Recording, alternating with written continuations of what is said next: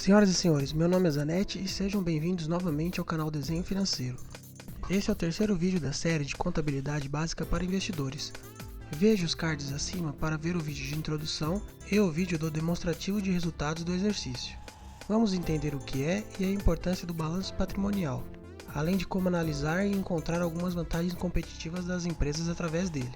Nosso canal é uma pequena área de estudos com o único objetivo de aprender e compartilhar ideias sobre o tema investimentos e finanças. Estude e desenvolva a sua própria forma de investir e criar seu patrimônio. Não vamos recomendar nenhum ativo específico. Lembrando que estamos usando como base o livro de Mary Buffett, Warren Buffett e a Análise de Balanço.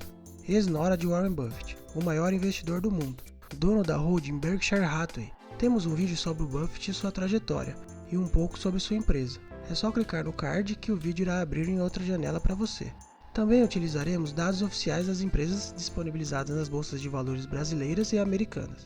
Então vamos às principais rúbricas do balanço patrimonial. Ao contrário da DRE, o balanço patrimonial é como uma foto dos ativos e passivos da empresa naquele momento, naquele fechamento fiscal. Warren Buffett gosta de saber o que a empresa possui em ativos, principalmente dinheiro e propriedades, e quanto ela deve para fornecedores e bancos, ou seja, seus passivos, e quanto seu capital é financiado pelos acionistas, ou seja, seu patrimônio líquido. Enfim, o balanço patrimonial representa a estrutura de capital das empresas naquele momento, informando ao investidor como ela financia seus ativos. O balanço patrimonial é dividido em duas partes, ativos e passivos. Assim, se deduzirmos os passivos dos ativos, teremos o patrimônio líquido. Aqui temos as principais rúbricas de um balanço patrimonial para uma empresa SA. Os ativos são divididos em ativos de curto prazo e de longo prazo. O primeiro é formado pelo caixa e equivalentes de caixa, ou seja, o dinheiro ou o que pode ser transformado em dinheiro em curto prazo, usualmente definido como um ano. Warren Buffett busca empresas que produzem muito dinheiro através de suas operações. Há outras formas de tirar caixa, através de emissões de ações no mercado e ou empréstimos bancários.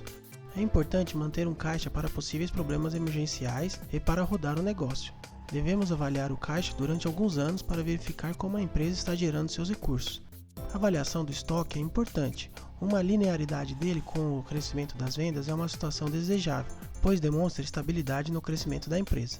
O segundo é formado pelo conjunto de ativos com menos liquidez. O conjunto de maquinários, móveis e até as próprias fábricas da empresa devem ser lançados nos ativos com a dedução da depreciação, o que dependerá de regras contábeis. Veículos, por exemplo, devem ser depreciados em 5 anos. Warren Buffett prefere empresas que não necessitam de constantes aprimoramentos nesses tipos de ativos. A GM necessita de constantes atualizações de seus equipamentos e plantas para se manter competitiva. Em contrapartida, a Coca-Cola não precisa estar sempre comprando novos equipamentos. Pequenas alterações são mais simples e baratas de fazer. Ainda pior é quando a empresa precisa de financiamento para realizar essas atualizações. Isso aumenta sua dívida e cria uma bola de neve se a gestão for ruim. Em empresas com marcas muito conhecidas, a linha de ativos intangíveis é muito importante. A empresa registra ali suas patentes, suas marcas, suas franquias, entre outros. Vale ressaltar que marcas desenvolvidas internamente não podem ser incorporadas nesses ativos. A marca Coca-Cola, por exemplo, não é precificada como um ativo intangível, mas todos sabemos a força dela. Algumas empresas crescem comprando outras.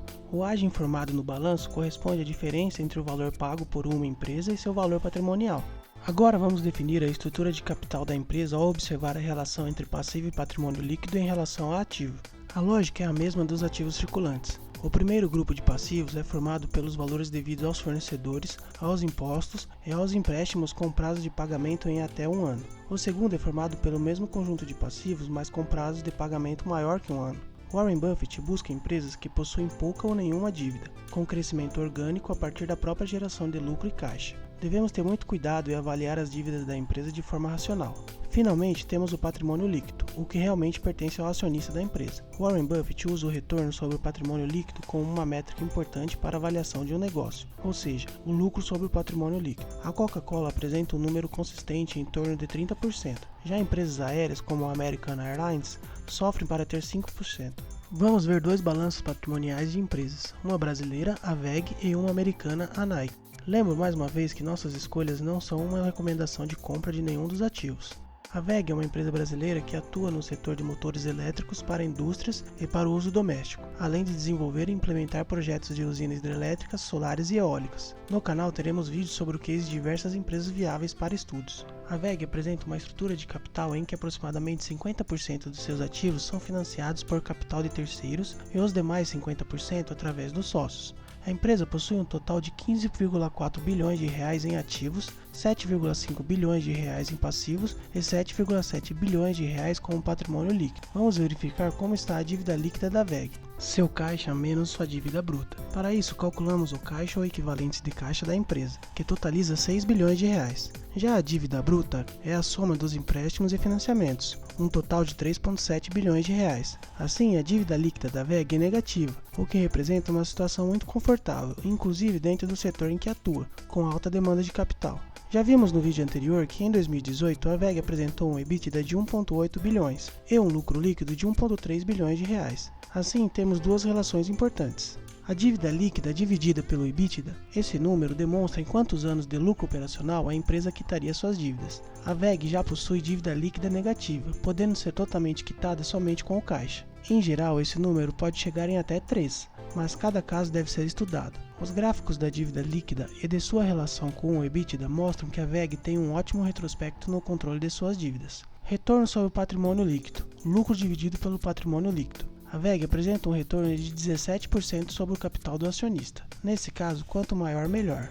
A WEG tem um ótimo histórico de retorno aos seus sócios. A Nike é uma empresa americana que atua no setor de vestuário esportivo. Com uma das marcas mais famosas do mundo, ela produz tênis, itens de vestuários e acessórios. Também teremos vídeos mais detalhados sobre empresas americanas, a Nike inclusive. Avaliando o balanço da Nike, vemos uma estrutura de capital mais alavancada, com aproximadamente 62% dos ativos financiados por capital de terceiros e os demais 38% através dos sócios. A Nike possui um total de 23,7 bilhões de dólares em ativos, 14,7 bilhões de dólares em passivos e 9 bilhões de dólares como patrimônio líquido. Assim como a WEG, a Nike apresentou uma dívida líquida negativa. Vemos que a empresa possui caixa ou equivalentes de caixa no valor de 4,6 bilhões de dólares. Já a dívida bruta, como falamos, é a soma dos empréstimos e financiamentos. Temos um total de 3,5 bilhões de dólares. Assim, a dívida líquida da Nike é negativa em 1,1 bilhões de dólares. Vamos ver que a empresa possui um histórico conservador com relação à sua dívida.